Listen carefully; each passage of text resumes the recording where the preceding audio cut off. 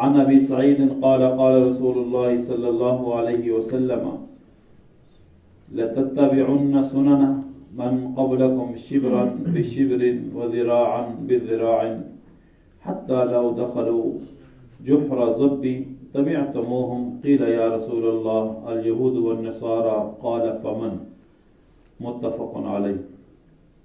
یہ حدیث حضرت ابو سعید رضی اللہ تعالیٰ عنہ سے مروی ہے، بخاری اور مسلم دونوں کتابوں کے اندر موجود ہے۔ فرماتے ہیں کہ رسول اللہ صلی اللہ علیہ وسلم نے ارشاد فرمایا لَتَتَّبِعُنَّ سُنَنَ مَنْ قَبْلَكُمْ، یقیناً ایسے ہوگا کہ آپ لوگ اپنے پہلے والوں کی اتباع کرو گے، پیروی کرو گے، شبرن بشبر، بالشت با بالشت، وزراعا بزراع، قدم بقدم، حتی لو دخلوا، یہاں تک کہ اگر آپ کے بڑے جحر ضبی، گوہ کے سوراخ میں، گوہ آپ شاید جانتے ہوں چھپکلی جیسا ایک جانور ہوتا ہے بڑا سا، اور یہ عمومی طور پر جنگلوں میں ہوتا ہے، اس گوہ کے سوراخ میں بھی اگر آپ سے پہلے والے داخل ہوئے ہوں گے تو تبعتموہم، تو آپ لوگ اس گوہ کے سوراخ میں بھی گھسنے کی کوشش کریں گے۔ قیل یا رسول اللہ، صحابہ کرام نے پوچھا یا رسول اللہ صلی اللہ علیہ وسلم، آپ کے کہنے کا مقصد یہی ہے کہ ہم یہود و نصارہ کی پیروی کریں گے؟ قال فمن، تو آپ صلی اللہ علیہ وسلم نے ارشاد فرمایا تو اس کے علاوہ اور کون ہو سکتا ہے؟ یہ حدیث دراصل ہمارے لیے اس زمانے کے حساب سے بہت اہم ہے، کیونکہ ہم لوگ اپنی شناخت بھول چکے ہیں۔ ہم مسلمان ہیں، کتنا بڑا اللہ کا کرم ہے، کتنا بڑا دین ہے ہمارے پاس، ہم اسلامی شناخت بھول کر یہود و نصارہ کی پیروی میں لگے ہوئے ہیں۔ اب نوبت یہاں تک آ پہنچی کہ اگر وہ گوہ کے سوراخ میں بھی گھسے تو ہم بھی اس سوراخ میں گھسنے کی کوشش کر رہے ہیں، جو کہ ناممکن ہے۔ گوہ کا سوراخ گوہ کے لیے ہوتا ہے، انسانوں کے لیے نہیں ہوتا، انسان اس میں نہیں جا سکتا، لیکن ہم بھرپور کوشش کر رہے ہیں اور ان کی اتباع کرنے کی، ان کو خوش رکھنے کی، لیکن وہ خوش نہیں ہوں گے۔ اللہ تعالیٰ کا فرمان ہے وَلَن تَرْضَىٰ عَنْكَ الْيَهُودُ وَلَا النَّصَارَىٰ، یہ یہودی اور عیسائی آپ سے خوش نہیں ہوں گے، صرف ان کا ایک ہی مقصد ہے حَتَّىٰ تَتَّبِعَ مِلَّتَهُمْ، آپ ان کی ملت کی اتباع کریں، ان کے مذہب کی اتباع کریں، ان کے دین کی اتباع کریں۔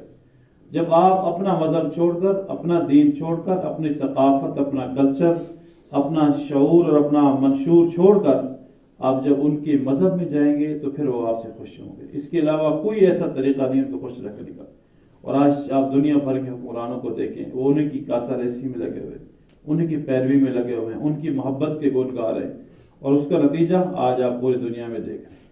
اس وقت عالم اسلام انتہائی درد کی کیفیت میں ہے، پورا عالم اسلام، اور یہ آپس میں گتھم گتھا ہیں، آپس میں لڑ رہے ہیں، آپس میں مر رہے ہیں، اور یہ سارے اس یہود و نصارہ کے علاقار بھی ہیں اور پیروکار بھی ہیں۔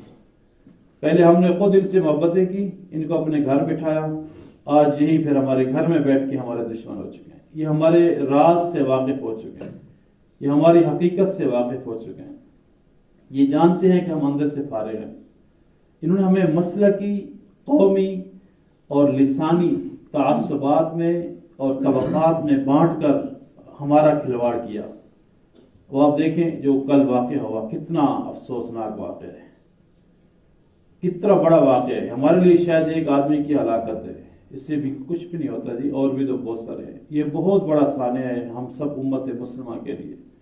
ہم خوش ہو رہے ہیں کہ ایک شیعہ قتل ہو گیا، ہم بڑے خوش ہیں کیونکہ ہم سنی ہیں، ہمارا شیعوں سے کوئی تعلق نہیں، لیکن یہ شیعہ سنی کی لڑائی نہیں ہے، یہ لڑائی کل ہمارے گھروں تک آنی ہے۔ جو دشمن ہے وہ یہ نہیں دیکھتا یہ سنی ہے، یہ شیعہ ہے، یہ دیوبندی ہے، یہ بریلوی ہے، یہ اہل حدیث ہے، وہ اس چیز کو نہیں دیکھتا، یہ میں اور آپ دیکھتے ہیں۔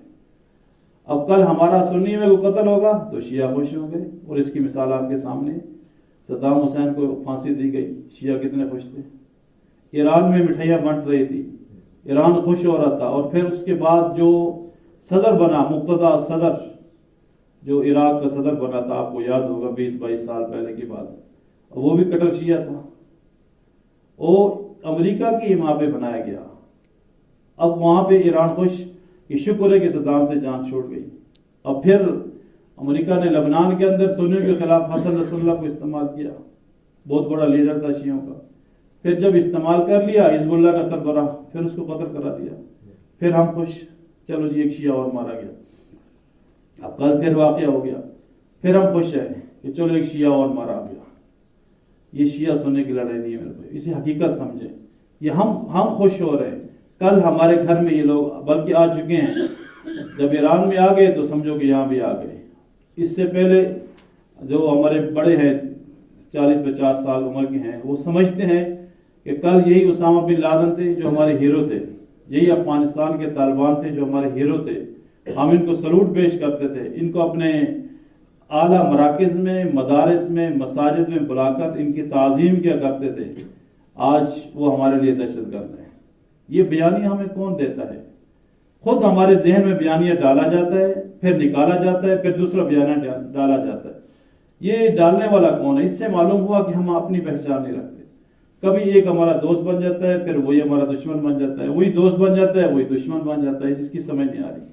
جب اللہ نے کہہ دیا کہ یہود و نصارہ آپ کے دوست نہیں ہو سکتے، میں اور آپ کس مصلحت کا شکار ہیں؟ ہم کیوں اپنی اس باتوں میں تعویل کرتے ہیں؟ اپنی پہچان کیوں کھو بیٹھتے ہیں؟ خدا کے لیے اس کو سیریس لینے کی ضرورت ہے. آج پوری امت مسلمہ انتہائی پریشانی کے عالم میں یہ مسلکی اختلاف، یہ لسانی اختلاف، یہ تعصبات، اس سے خدا کے لیے نکلے، ایک امت بن کر رہے. ملت ابراہیم یہ ایک ہماری پہچان ہے. یہ باقی جو چھوٹے موٹے جھگڑے ہیں، یہ قومی کے اختلافات ہیں، لسانیت کے اختلافات ہیں، مسلکی اختلاف، یہ ختم ہو جائیں گے. اگر یہ ہوئے بھی صحیح تو یہ کوئی کفر اسلام کی جنگ نہیں ہے، یہ کہ مسلمان اور کافر کی جنگ نہیں ہے. یہ ہمارے اپنے ذاتی اختلافات. اس کو بلا کر ایک دشمن کو سمجھیں، یہود اور نصارہ.